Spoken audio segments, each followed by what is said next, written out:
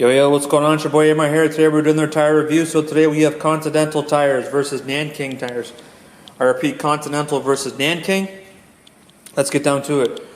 Right off the bat, we got a Nanking NS2 right here. This is a Chinese-made tire that's distributed by many different companies in Canada. Now the Nanking tire has been around for a long time. Nanking, if you think of it, right off the bat, people say, what the heck's a Nankang or a Nankang or a Nankang, whatever you want to pronounce it. Is it a cheap Chinese tire? Well, Nanking used to be a cheap tire when it was making its way in the market, but now Nanking has become more expensive. Nanking is now battling head-to-head with Falcon tire, which now means that they're in the same price point as Falcon tires.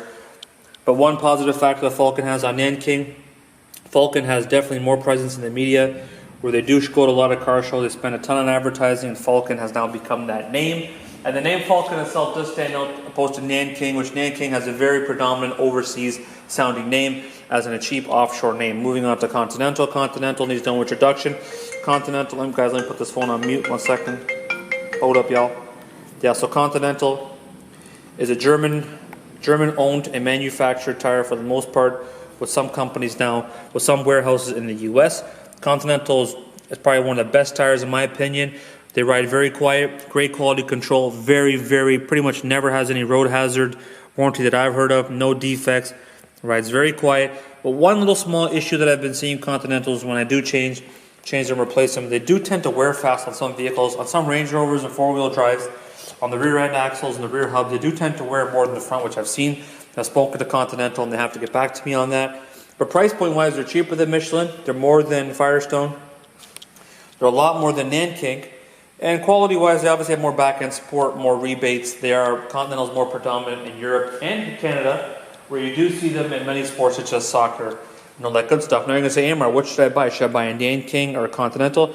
Well, if you're on a budget and you want to buy a nice set of performance tires and wheels, and you want good cornering and good overall handling, it's obviously better to go with Continental. But if you're on a budget, Nanking will definitely do.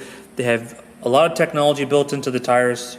Great channels, great sipes, great overall sporty appeal to definitely give your nice vehicle a good sporty ride, look, and feel. So you really can't go wrong with either one. I believe Nanking is made in Taiwan. As a correction there, it's one of the top 100 Taiwan brands.